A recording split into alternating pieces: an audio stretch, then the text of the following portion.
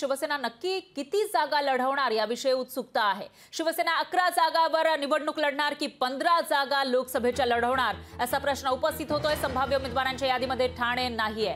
ठाणे, दक्षिण मुंबई, उत्तर पश्चिम मुंबईवर चर्चा सुरू असल्याची माहिती आहे। तर शिवसेना 15 जागा लढवणार की फक्त 11 जागा लढवणार लोकसभेच्या याविषयी आता उत्सुकता निर्माण झाली आहे। ठाण्यामध्ये रवी फाटक यांच्या नावाची चर्चा सुरू आहे, तर दक्षिण मुंबईतून यशवंत जाधव यांच्या नावाची चर्चा आहे आणि उत्तर पश्चिम या ठिकाणी कलाकारांची चाचपणी सुरू असल्याचं कळतंय। छत्रपती संभाजीनगर इथून सुद्धा अजून चाचपणी सुरू असल्याची माहिती समोर येते। त्यामुळे आता शिंदेंची शिवसेना नेमक्या किती लोकसभेच्या जागा लढवणार याविषयी उत्सुकता आहे आणि प्रश्न विचारले जात आहेत। शिवसेना 11 जागा लढवणार की 15 जागा लढवणार याविषयी आता मोठा प्रश्न उपस्थित झाल्याचं पाहायला मिळतं आणि याविषयीचं उत्तर अगदी थोड्याच वेळामध्ये मिळू शकतं। तर आमचा 90-95% जागा वाटप पूर्ण झालं आहे आणि काही जागांवर चर्चा सुरू असल्याचं नेते सांगत होते। त्यामुळे आता 100% हे जागा वाटप पूर्ण झालेलं आहे का ते आजच स्पष्ट होण्याची शक्यता आहे, कारण आज संध्याकाळी पत्रकार परिषद होणार आहे आणि त्यामध्ये जे उमेदवार आहेत शिंदेंच्या शिवसेनेचे ते घोषित केले जातील आणि त्याचबरोबर महायुतीचा जागा वाटपाचा फॉर्म्युलाही समोर येणार का, कोणता पक्ष नेमक्या किती जागा लढवणार हेही स्पष्ट होईल का याविषयी उत्सुकता निर्माण झाली आहे।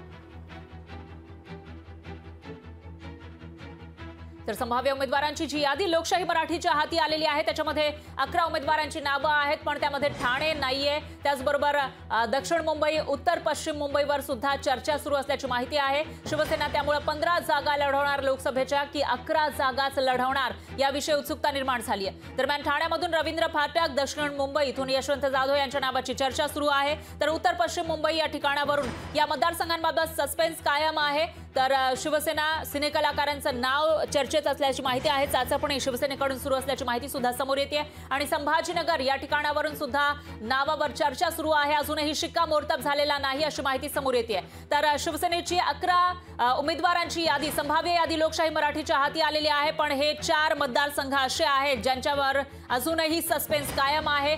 त्यामुळे शिवसेना फक्त 11 जागा लढवणार की 15 जागा लढवणार याविषयी आता उत्सुकता निर्माण झाली आहे आणि याचं उत्तर अगदी थोड्याच वेळामध्ये मिळू शकेल। दरम्यान यावर प्रतिक्रिया देण्यासाठी शिवसेनेचे प्रवक्ते नरेश मस्के हे आपल्यासोबत जोडले गेले आहेत। मस्केजी, एक प्रश्न, एक संभाव्य यादी तर लोकशाही मराठीच्या हाती लागलेली आहे शिंदेंच्या शिवसेनेच्या उमेदवारांची, पण लोकसभेच्या शिवसेना किती जागा लढवणार असा प्रश्न उपस्थित होतोय। बघा, माननीय मुख्यमंत्री एकनाथ शिंदे साहेब दुपारी 3 वाजता पत्रकार परिषद घेणार आहेत, त्यामध्ये तुम्हाला खरी माहिती मिळेल। त्यामुळे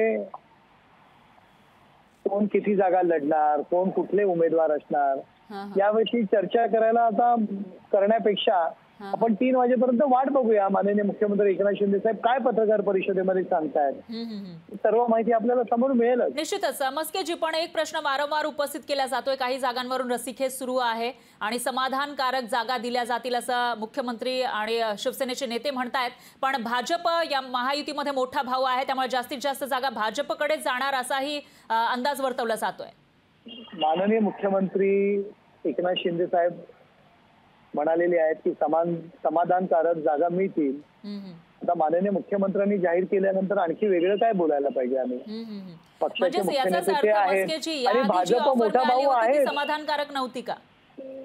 समाधानकारक काय म्हणालात मला? मी म्हटलं या आधी जी ऑफर मिळालेली होती ती समाधानकारक होती का?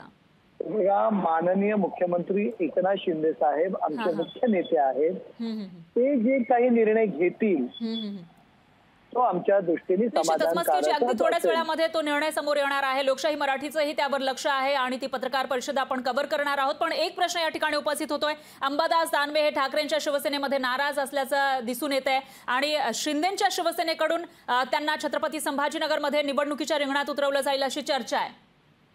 आगे आगे देखो होता है क्या, म्हणजे याचा अर्थ अंबादास दानवेंना तुम्ही घेणार तुमच्याकडे?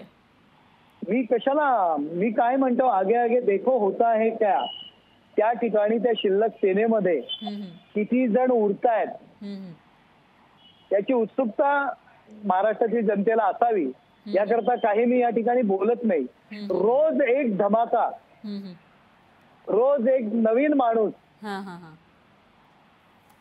आमच्या शिवसेनेमध्ये प्रवेश करेल।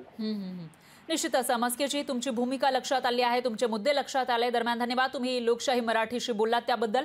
तर आगे आगे देखो होता है क्या अशी प्रतिक्रिया त्यांनी अंबादास दानवे यांच्या शिवसेना प्रवेशावर दिली आहे. लोकशाही मराठी ऐका, पहा, जागरूक रहा.